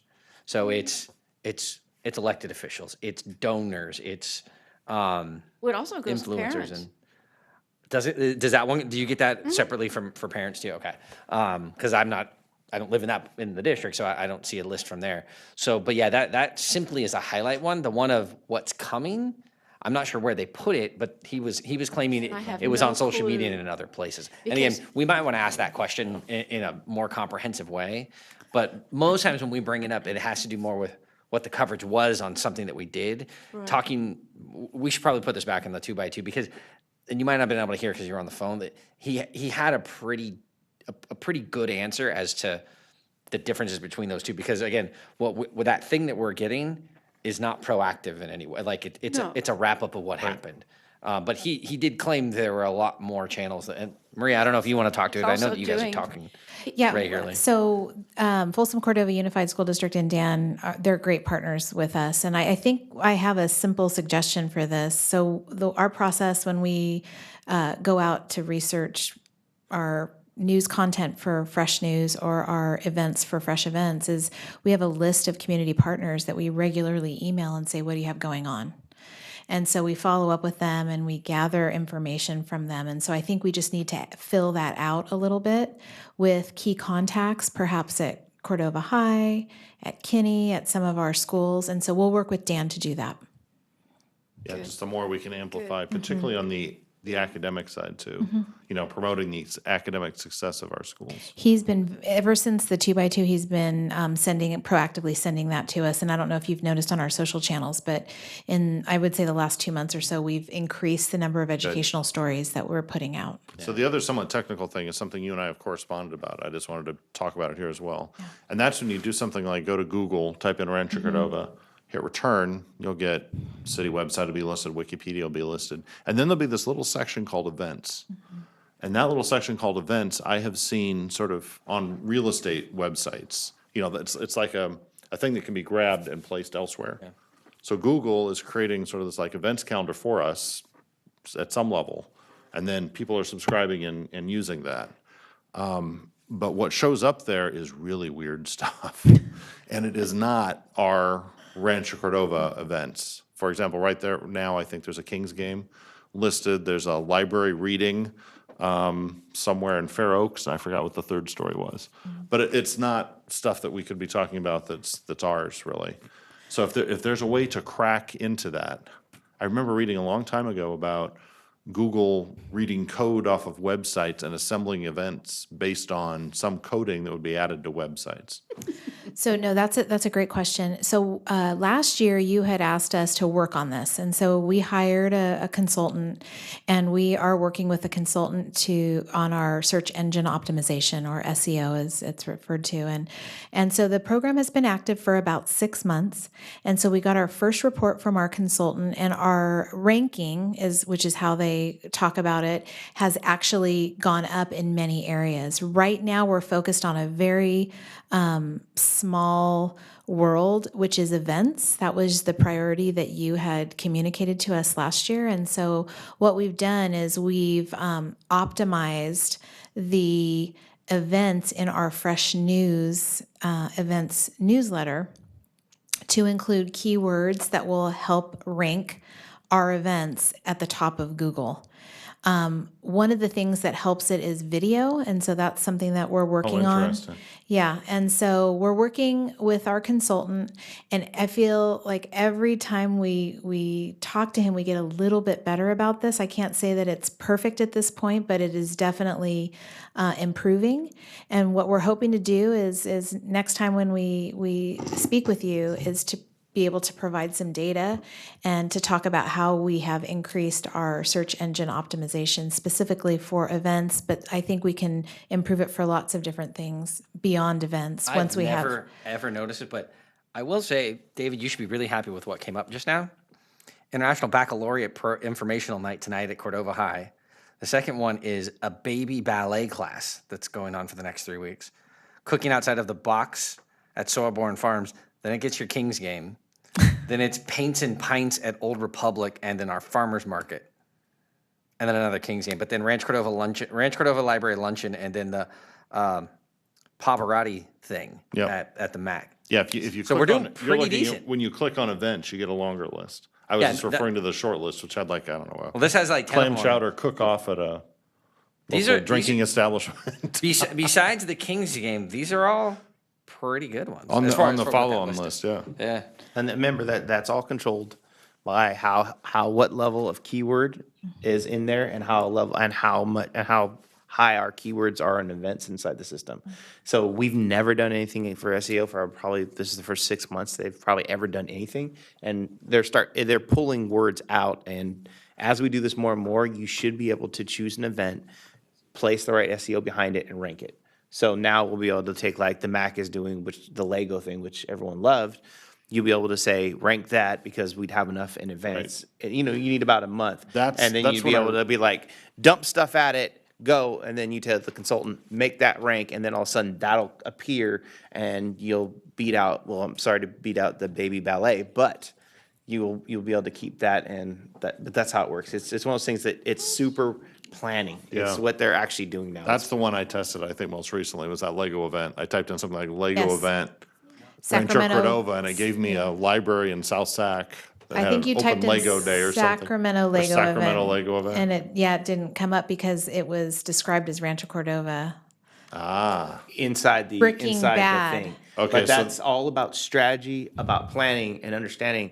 We're a smaller city next to a bigger city, so when you want to rank something, if you want to rank in Sacramento but still have it in Rancho Cordova, you got to put the keyword in Rancho Cordova, Sacramento Lego event, and then have it be in Rancho Cordova, and then all That's of what a I was sudden just it'll gonna show. say, so we're gonna have to lean a little. No, so it was great because you had sent me that email, and then I sent that to our consultant, and he gave us some direction on how we could have that rank. And so we changed the description to talk about the event being in the Sacramento region, Nice. in addition to it saying Rancho Cordova. So we're learning right alongside, and so I think we'll have some good data for you this time next year, but we're definitely working on that. Very impressive report. I am amazed at how far we've come from, I don't know, 10 years ago when we were just trying to put out, small positive stories. And every time we did that, we got enormous positive feedback from our residents, every time we were successful way back when. But now, it's sort of an ongoing thing, and I still get very positive feedback from our residents. Great to hear. Thank you. Just a couple of things to kind of add to the Folsom Cordova Unified School District Digest. You get a lot of information about that one about the Cordova High ranking higher than the high school in Folsom. And I don't know, the way it was being done for the theater in Rancho Cordova. And they have a lot of good things in that I don't think anybody really reads that digest except the people who are going into Cordova High, or maybe some people the parents are getting it or something like that. But they have a lot of information on that would be helpful also, I think. A lot of the things that are just local, I'm not sure if you can make it any bigger than it is, but right now, like the 16th, you got the Rotary Club crab feed. If there's a crab feed, usually it's in the St. John Vianney's because of the facilities there. But here's another crab feed. And there are so many people who go to those, there's got to be some way to make something out of that. I'm not sure exactly how you would do that, but there's maybe just to add that and list all of the ones that are in there as one of the great things that goes on in Rancho Cordova is we have the marching band crab feed and the one for the Knights of Columbus, and you've got the Rotary Club, and you've got it goes on and on, but there are a lot of people involved in those things. The Rotary Club usually has about 500 people, something like that. I mean, they're huge, but, there's something else that needs to be done. The students, that youth city council, there were kids that were here tonight. How can we get information back from them, from their teacher, from the ones that were there? I'm really curious what they got out of it. Because they were here until just about we were done as far as the presentation was done. And I thought, well, okay. Well, Bob will be over there. You and I are going to speak to them, so we can ask them, what did you think of city council? Yeah. In person. And they have to come back, so we can ask them then. Right. They'll be back for a few more times, right? Yeah. Okay, and then one other thing right now, it's get your snowshoes out because it's supposed to be snowing sometime around Rancho in Folsom, something like that. Right now, the temperature went down to 43 degrees here. So it'll keep on going down and it'll get colder, and my grandsons are hoping we get some snow out of this thing. So I don't think they'll have any skis. That'll definitely be news. So everybody's pushing for a snow day tomorrow? Cyrus, will you call a snow day if it snows? Let's all stay home. I have actually a very good question now, and it's probably, but on this topic, do you declare snow days, or just school districts do? We could if there's a need. Oh, yes, we could. Yeah. Of course we could. a snow day tomorrow. Oh, so good. Like, do we have to vote, or city attorney, can we get a ruling on this? He does have the power to do this? Boy, when I was a kid in the Midwest, you'd get up at 6 o'clock in the morning on that day, turn the radio on, and listen. Oh, is my school district closed? It was the most wonderful thing in the world. Well, to think that within the period of 4 months, we're going from talking about smoke days and turning off schools. At least snow days are a little bit more fun, so long as nobody gets in a car accident or anything. David, you're right. Snow days in Massachusetts and ice days in Georgia. Yeah. It doesn't sound nearly as fun as a snow day. It's it's equally beautiful. Okay, city manager, comments? I just have a quick comment to make. Council, thank you for your acknowledgement of the great work that being done by our communication team. I also wanted to take this opportunity and thank Maria, Ashley, and Russell for the great work they do. Like you all have observed, they have certainly upped the game, and this is a highly dynamic and creative team, and we are very lucky to have this team so involved and engaged in the community. So thank you for the great work you do. Hey. Thank you. Okay, one Thank more you. thing. We have our, are you guys done? I don't want to cut you off if you have anything else to add to it. Okay, then number 17 on the agenda, council request for future agenda items. Then the meeting is adjourned.